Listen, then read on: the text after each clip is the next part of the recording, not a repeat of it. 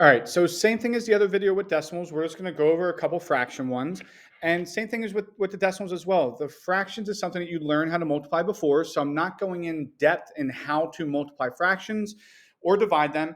But if you forget and you need more clarification, then please come and see me and we'll make sure that you have that. This is mainly just to go over a little bit with it. But what we're doing now is learning how if I give you negative 8 over 15 times 27 over 14. So we're taking what you learned before and just applying a new rule to it. Well, what happens when these numbers are negative and positive as we're multiplying?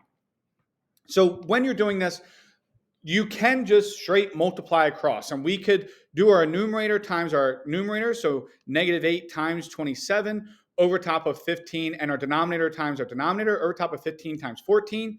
And then we multiply them. Well, negative 8 times 7 will give me negative 216. And 15 times 14 gives me 210. You can do it this way. And if that's the way you want to do it, by all means, do what works for you. However, these give you some pretty large numbers, and we always have to simplify our fraction. We can't leave fractions unsimplified. You always have to simplify. So if you multiply first, you might end up getting these really large numbers, which is hard for you to see how to reduce.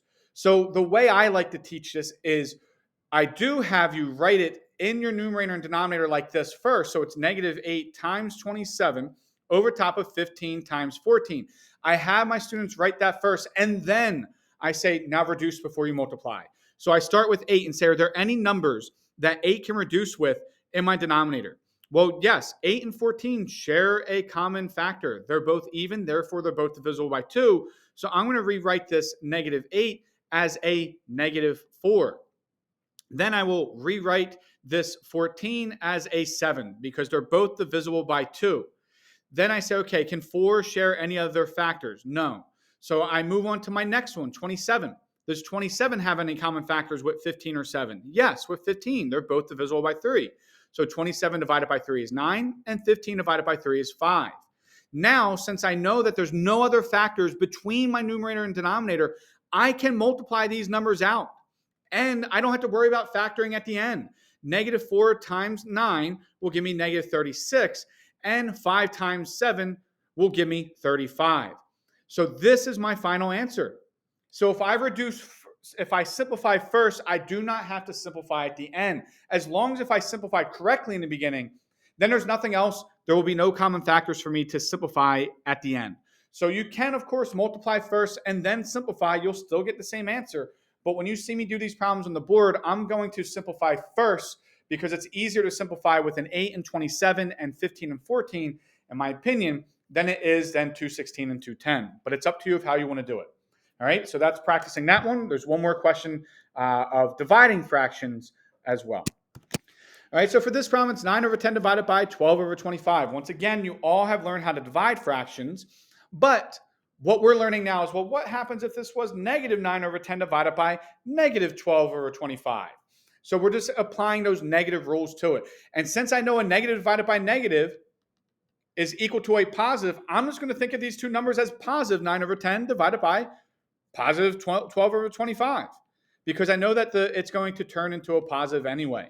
All right, so now when we divide, we keep change flip. Yeah, that's the action. Everybody knows how we're dividing fractions. So we keep the 9 over 10, we change the division to multiplication, and we flip our second fraction of what we're dividing by, and that will then become 25 over 12. All right, so every division problem comes back to multiplication. Every single for fractions. Every single time you're dividing with fractions is going to end up giving us a multiplying problem. So now since we're multiplying, I'm just going to rewrite this to have my two numerators being multiplied on my numerator and my two denominators to be multiplied in my denominator. Now I'm just going to go through and simplify first. 9, do they share any factors with 10 or 12? Yes. 3 goes into 9 3 times, and 3 goes into 12 4 times. Then I'm going to move on because 3 doesn't have any factors with 10 or 4, so I move on to 25. Well, 25 and 10 both share a factor of 5. So 25 divided by 5 is 5, and 10 divided by 5 is 2. So now I reduced them as much as I could before, and now I'm going to multiply. 3 times 5 gives me 15, and 2 times 4 gives me 8. That is my final answer. Going forward, I would highly suggest do not write that as a mixed number. Leave it as improper, because as you move into higher level maths, very rarely do you go back to a mixed number. You usually are just leaving everything as improper because it's easier for you to do your calculations going forward. All right, and since a negative divided by negative gave me positive, I know this is a positive number, and that is the end of this video.